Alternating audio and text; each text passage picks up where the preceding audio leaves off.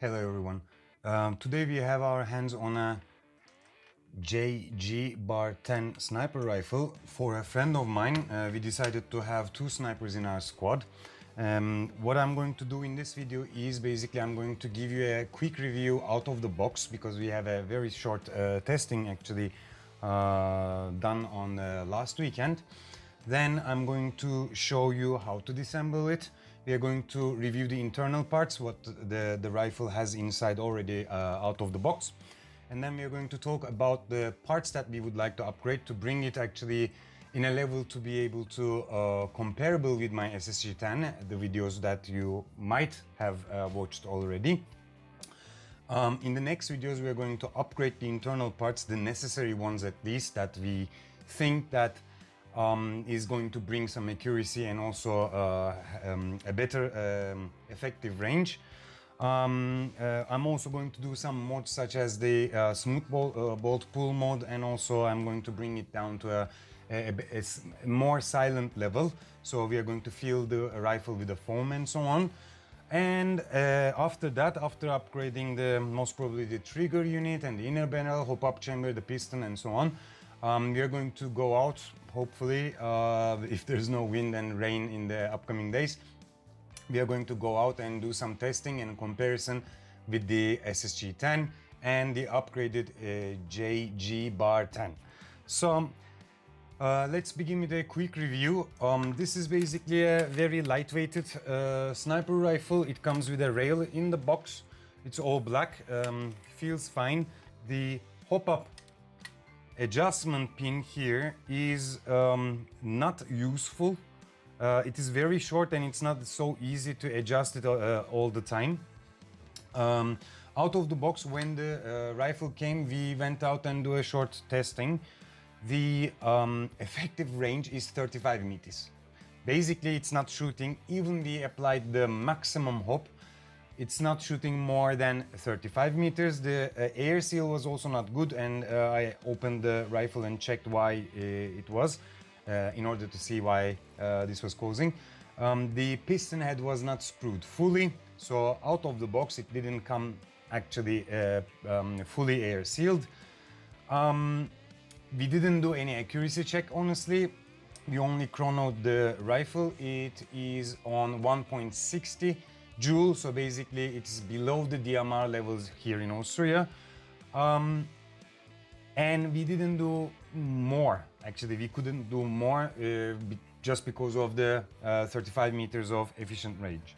So what we're going to do is now, immediately we are going to disassemble it. I will show how to disassemble it, and we are going to review the internal parts, as I said. And we are going to talk about the preparation for the upgrades and the parts that we are going to upgrade. Let's get right at it.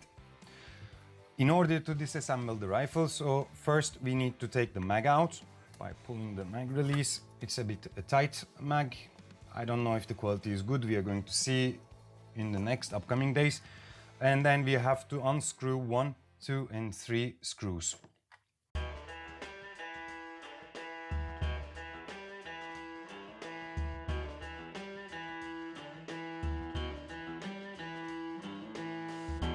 Once it is unscrewed, all these 3 pins are unscrewed, we can basically just pull the rifle out of the stock like this. So you can see that the trigger guard has a connection point that is going to be attached to the trigger unit like this. The thing is that we are going to change the trigger unit also, so we will have to do some adjustments on that, but we will see it on the next video. So we can put the stock aside and then continue unscrewing basically these 2 screws here in order to take the trigger unit apart.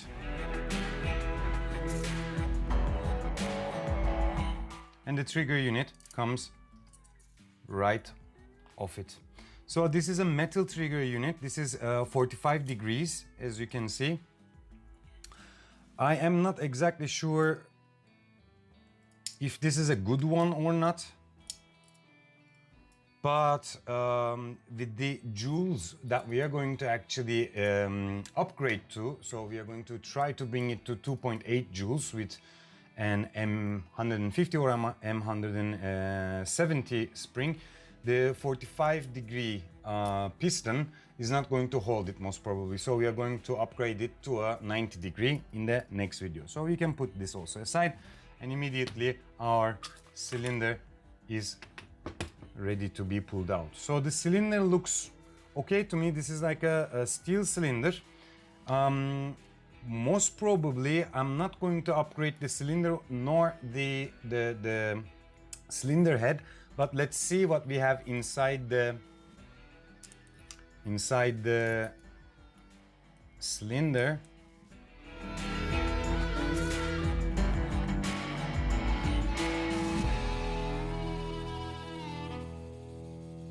So we have inside some bent, short 7 millimeters diameter, most probably spring, which is already bent, and I have no idea what is the power, but I am sure that it's maybe M130 or M120, and it's shorter than the ones that I'm used to. Don't know the brand or anything. And we also get a spring guide stopper and a piston that are all plastic. So these pieces are definitely not going to be in our upgraded version. If we put the cylinder aside, before putting the cylinder aside actually, I would like to also control, yes. So when you go with your finger, like I'm doing here, throughout this trigger unit entry, you will see that there are scratches. So this is basically going to make the pull a bit scratchy and not nice, not smooth as possible. So between the two videos, I'm going to prepare the cylinder and I'm going to sand these parts properly so that we can achieve the smooth bolt pull also. So now we can put the cylinder aside. Just one last thing. The bolt handle is an interesting one. It's a slim bolt handle, and it is, I think, steel, but it's not a very big one that you can hold on to. So you can just pull it with your two fingers or so, but it's not a heavy, big bolt handle out of the stock. So now we can take out the upper receiver by taking this small screw out.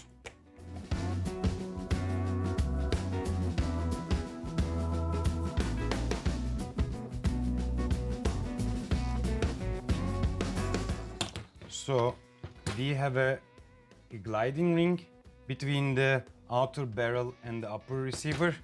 It's a thin one, and I'm not sure about the quality, but we are actually going to use this one further.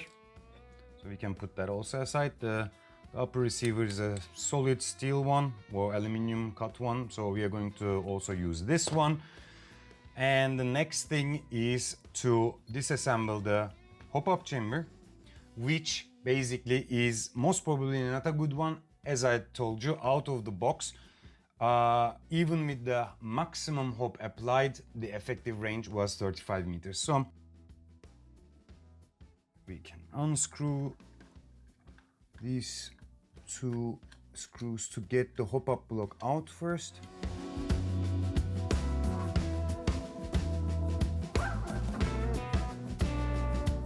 Then we need to take out this little screw in order to take the hop-up adjuster out of the hop-up chamber. As I said, this is a very short one. It might be better to bend it a little bit.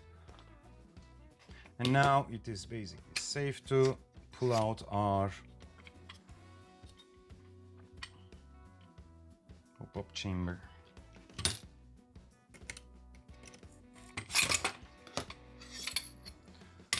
So, since the original outer barrel is actually, if you can see, properly, the diameter on this end is bigger than the diameter on the front side of the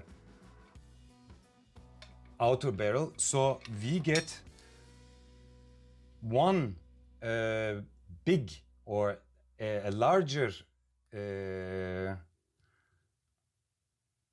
that's actually also fixed. This is very interesting that it is, oh, okay, it's very tight. So we get a large barrel spacer and a smaller one on the front in order to balance the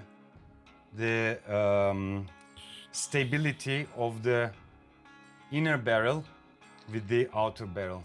So I am actually also not sure what kind of a inner barrel this is. It looks like a tight bore one, but it's a brass plain. Not sure which kind of what kind of a brand is, but it does not feel very nice. So in order to disassemble the whole hop-up chamber, we also need to just take these two screws out, which are for the inner barrel adjustments.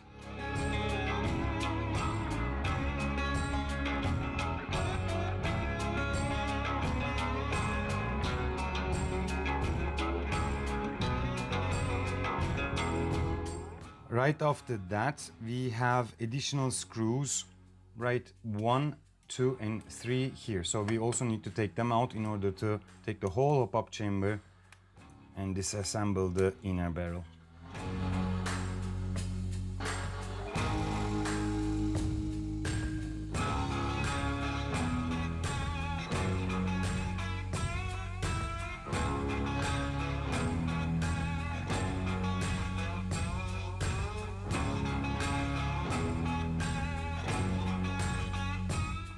Once they're all out, we can take the hop-up assembly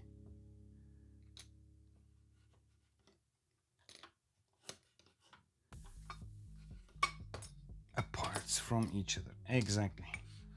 So here we have the hop-up arm, which is a plastic piece with a, it's not a well-made hop-up arm actually, it's a very plastic piece and does not look solid at all. We have the BB stopper and also the spring right out here.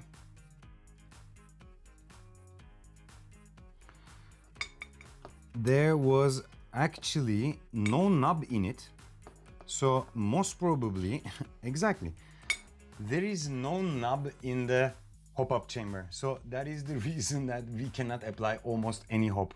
So the hop-up arm has these small teeth, which are also not very well made. It has some pieces left on it and so on. And this is exactly the reason why we cannot apply any hop. So if you're going to use the out-of-the-box solution, you definitely most probably need a hop-up knob. And I actually also do not have any idea what kind of a rubber this is, but let's pull it out. And I can tell you that this rubber is also very bad quality. This is like a plastic piece with a, I don't know, I have no idea what this is, but definitely something we are not gonna use it. As you can see, the barrel is also not a VSR10 compatible barrel or not a standard VSR10 unbridged inner barrel. It is basically like an AEG barrel, which we are also going to upgrade and change it to a Maple Leaf Crazy Jet barrel. The problem is that it did not arrive yet, so I am planning to use my old Novritsch barrel, which are exactly the same size, so at least that we can use the unbridged 6.01 millimeter diameter precision barrel until the Maple Leaf Crazy Jet arrives. So now I'm going to organize the table and show you each part separately and try to show what are we going to change them with. See you in a couple of minutes. Okay, so now we have all the parts in front of us on the table, as you can see. So we can basically immediately start with the piston and the trigger unit.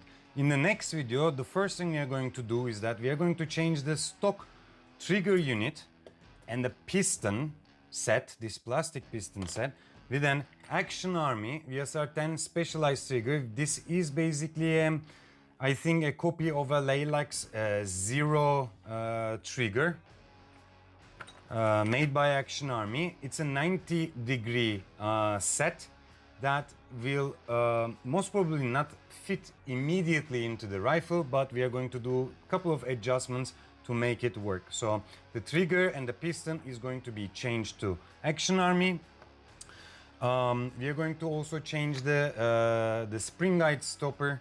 Also the spring guide, actually, not the stopper, spring guide, also to an Action Army one, which is compatible with a 7mm diameter spring. Since we are talking about the spring, we are going to use an M150 Action Army spring, a brand new one that is going to go into our cylinder with the new setup. Let's put it also aside. The hop-up chamber, we are going to upgrade it to, of course, to an Action Army hop-up chamber. A brand new Action Army hop-up chamber, and this is going to be my first time also, so I'm really excited about that. The inner barrel, we are going to currently use the Novritsch inner barrel that I salvaged from my previous setup until the Maple Leaf Crazy Jet arrives. And also the hop-up bucking will be to Autobot Maple Leaf 60 degrees hop-up bucking. So this was the disassembly of the rifle. I'm going to do some preparation for the next video, which is going to be sanding the cylinder so that we have a smooth bolt pull. I'm going to also fill the empty spaces of the outer barrel, the stock and the stock butt with some foam so that we achieve some quiet and to make it a bit more silent. And we will also apply some sorbo pads, so this is also ready here. The next video will be the trigger unit and the cylinder assembly and the upgrades. After that we are going to do the hop-up chamber with the inner barrel upgrade. The last video will be whenever there is TDC 2.0 ready for the again in the stock. We are going to also put the we install the TDC 2.0 with hopefully our new barrel Maple Leaf Crazy Jet 0.64 430 millimeters. See you in the next video.